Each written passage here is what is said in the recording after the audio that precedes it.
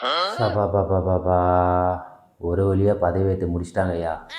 5 நாளாக பிரேக்கிங் நியூஸாக பார்த்து பார்த்து பார்த்து இந்த ஐபிஎல்ல வேறு மறந்து தொலைஞ்சிட்டான்.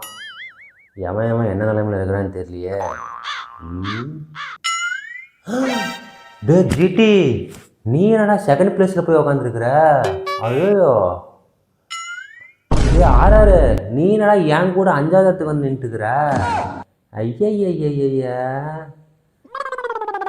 ஜிடிக்காரன் தோத்துருந்தானாச்சும் நம்ம அப்படி இப்படின்னு மேலே போயிருக்கலாம். இவன் வேணாடா செகண்ட் பிளேஸில் போய் உக்காந்துருக்கிறான். ஸோ நமக்கே கடைசியில் உல வைக்கிறானுங்களே. இன்னைக்கு சிஎஸ்கே எல்ஹெச்சி மேட்சா? Super. A few moments later. அட பாவி, பேதியில் போவான். டே எல்ஹெச்சி, நீ என்னடா 200க்கு மேலே அடிச்சு வச்சுக்கிற? எவன்டா அவன் படுத்துன்னு எழுப்பிவிட்டது?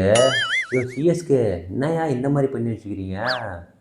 நீங்கள் 200 ரன்னை சேஸ் பண்ணி எல்லாம் ப்ளே போய் போங்கடா. A few moments later. அப்பாடா, ஒரு வழியாக மேட்ச் ஜெயிக்கிற மாதிரி போய் மறுபடியும் தோக்கிற மாதிரி வந்து கடைசியில் ஜெயிச்சு விட்டாங்க. 5 நாளாக இந்த ப்ரெஷரோட இவனுங்க இன்றைக்கி ஏற்றுற ப்ரெஷர் பெரும் ப்ரெஷராகடா. அப்பப்பப்பப்பப்பா. இன்றைக்கி நம்ம கடப்பாரிக்கும் சின்ன பங்காளிக்கும் மேட்ச் வேறு. எப்படியோ நம்ம கடப்பாரி ஜெயிச்சிட்டானா நம்ம எப்படியோ மேலே கீழே போயிடலாம். ஜெயிப்பானா தெரியலையே. இல்லை ஒருவேளை நம்ம பிளேயர் போகக்கூடாதுன்னு வேணும்னு தோப்பானோ?